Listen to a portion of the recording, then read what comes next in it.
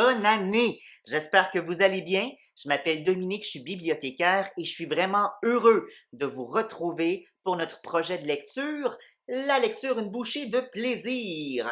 Donc, pour bien commencer l'année, alors je suis hyper content de vous présenter un nouveau livre pour le mois de janvier. Nouveau livre que j'ai vraiment beaucoup aimé. Je te le présente ici. Ça s'appelle Trésor au manoir, cette histoire à perdre les pédales. Donc, tu vois, c'est un peu épais. C'est comme un roman, mais pas vraiment, en fait. Je t'explique. Ce livre-là est composé de 7 courtes histoires. Donc, des petites histoires qui ont tous pour thème un thème commun, un sujet commun qui est les trésors dans un manoir. Je vais t'expliquer tantôt. Donc, c'est pour ça qu'on dit en fait que ce sont des nouvelles. C'est un recueil de nouvelles. Une nouvelle, c'est une petite histoire courte. Donc, c'est la raison pour laquelle j'ai aimé ce livre-là, parce qu'il est vraiment facile à lire. On peut choisir n'importe quelle nouvelle. Il n'y a pas d'ordre vraiment à respecter. On peut commencer par la fin, commencer par le milieu, le début. On choisit l'histoire qui nous intéresse le plus selon le titre de la nouvelle. Et puis après ça, on plonge dans l'univers et c'est vraiment des courtes histoires, vraiment le fun que j'ai aimé lire. En fait, chacune des histoires parle de l'idée de la chasse au trésor et ce sont des histoires qui sont hyper rythmées avec des rebondissements et puis du mystère. Donc, j'ai vraiment aimé lire ces histoires-là. Ça parle en fait d'une famille, la famille Morse. Donc, pas des animaux, c'est vraiment des humains, mais c'est leur nom de famille, la famille Morse. Et puis, une grande famille, ils sont 7 enfants, des enfants de 8 à 15 ans, donc des jeunes, des ados, accompagnés de leurs parents, un père, Monsieur Morse, qui est un inventeur, et puis leur mère, Madame Morse, qui elle est pâtissière, et pour compléter la famille, il y a la grand-mère qui vit aussi avec eux. Vous allez voir, ça c'est un personnage assez drôle. C'est une grand-mère un peu hippie, donc un peu flyée, vraiment drôle, super le fun, qui fait partie des aventures de la famille Morse.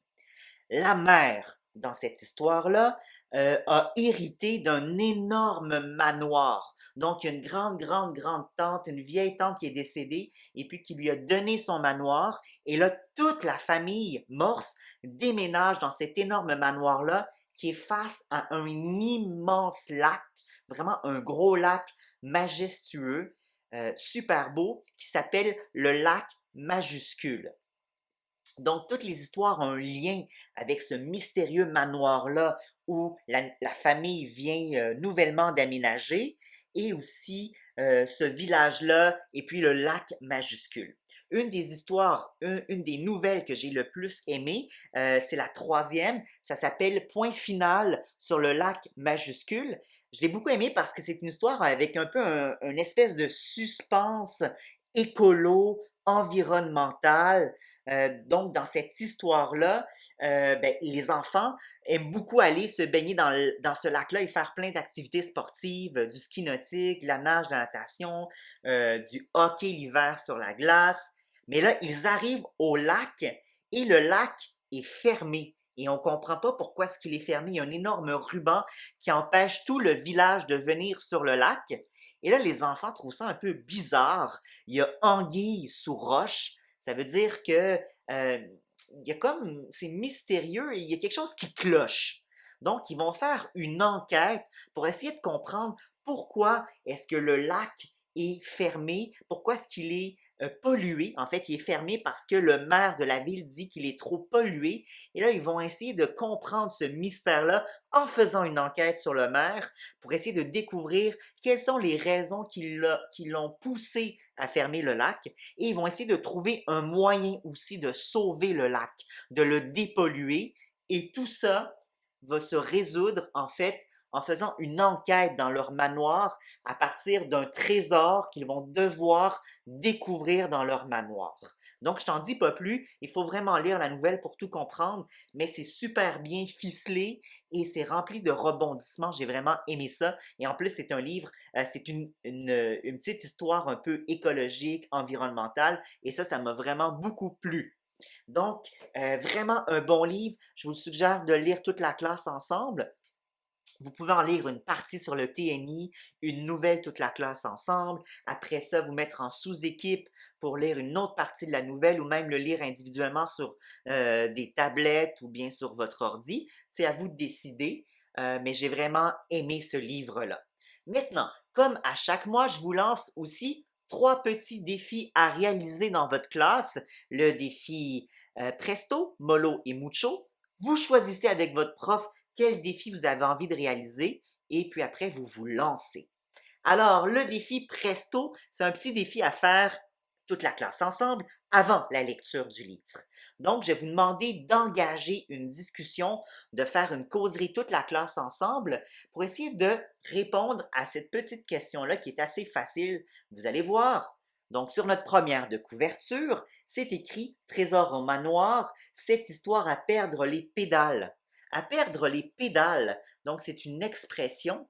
À ton avis, qu'est-ce que ça veut dire, l'expression à perdre les pédales? Et pourquoi dans ton pourquoi penses-tu que dans ce livre-là, les personnages perdent les pédales? Donc, je vais vous laisser imaginer qu'est-ce qui peut bien se passer dans ce livre-là et qu'est-ce que le titre peut bien révéler du livre. Donc, je vous demande d'avoir une discussion toute la classe ensemble pour essayer de comprendre le titre du livre.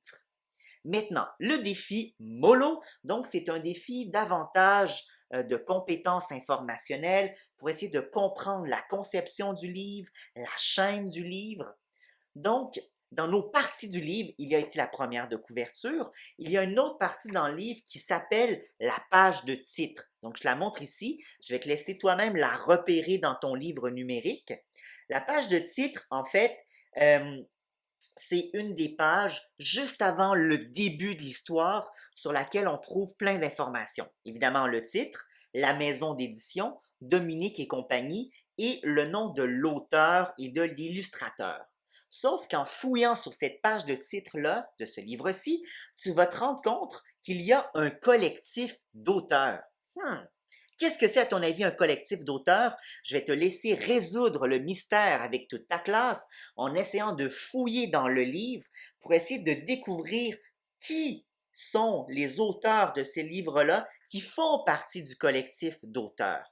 Donc, pour ça, tu vas pouvoir aller aussi voir la note au lecteur, bien la lire, qui vont te donner des indices pour résoudre le mystère du collectif d'auteurs. Alors ça, c'est le défi MOLO. Maintenant, le défi Mucho, un défi un peu plus créatif cette fois-ci, un peu plus gros.